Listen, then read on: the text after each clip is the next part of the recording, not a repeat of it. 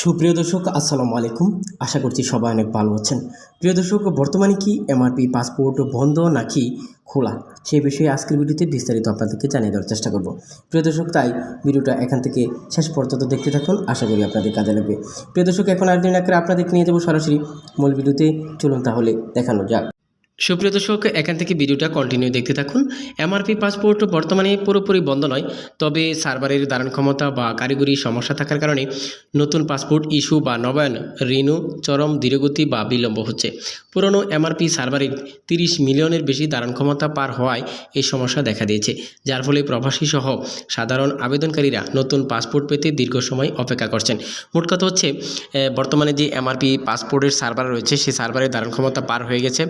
প্রায় 30 মিলিয়ন অর্থাৎ 3 কোটি পাসপোর্ট অলরেডি প্রিন্ট করা হয়ে গেছে, যার ফলে নতুন করে পাসপোর্ট প্রিন্ট করতে সমস্যা হচ্ছে বা প্রিন্টে আটকে আছে অনেকের পাসপোর্ট। প্রিয় দর্শক, মূল সমস্যাগুলো নিচে এখন আপনাদেরকে জানিয়ে দিচ্ছি যে কী সমস্যা আপনাদের বর্তমানে এমআরপি পাসপোর্টের রয়েছে, কেন আপনাদের এমআরপি থেকে অথবা প্রবাস থেকে যারা পাসপোর্টের জন্য কাগজপত্র জমা দিয়েছেন কেন দেরি হচ্ছে, কেন আপনার পাসপোর্টটি হাতে পাচ্ছে না, এখন আপনাদেরকে এই সমস্যাগুলো জানিয়ে দিচ্ছি। পুরনো এমআরপি পাসপোর্টের সার্ভারের সক্ষমতা শেষ পর্যায়ে চলে আসায় নতুন পাসপোর্ট ছাপাতে দেরি হচ্ছে। পাসপোর্ট বন্ধ বা ধীরগতি কেন হচ্ছে? নতুন করে এমআরপি পাসপোর্ট তৈরি বা রিনিউর কাজ বেশ কিছু জায়গায় ধীরগতির বা সাময়িক বন্ধ রয়েছে। ই পাসপোর্টে স্থানান্তর, অর্থাৎ যাদের এমআরপি পাসপোর্ট রয়েছে ই পাসপোর্টের স্থানান্তরের কথা ভাবছে সরকার, অর্থাৎ ই পাসপোর্ট নেওয়ার জন্য পরামর্শ দেওয়া হচ্ছে।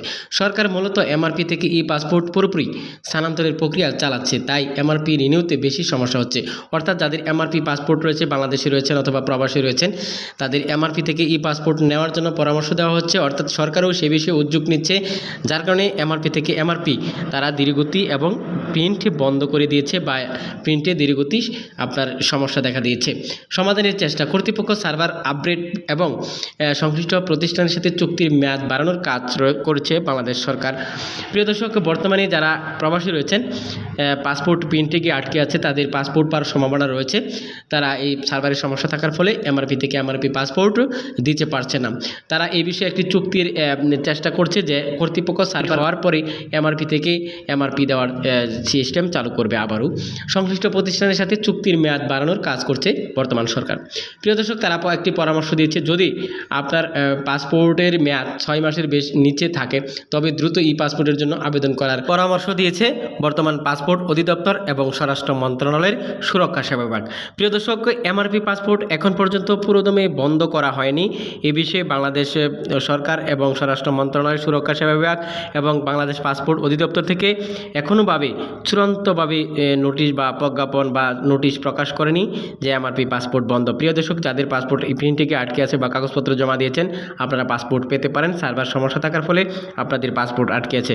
তো আজকে এখানে শেষ করছি। সবাইকে ধন্যবাদ জানিয়ে আসসালামু আলাইকুম।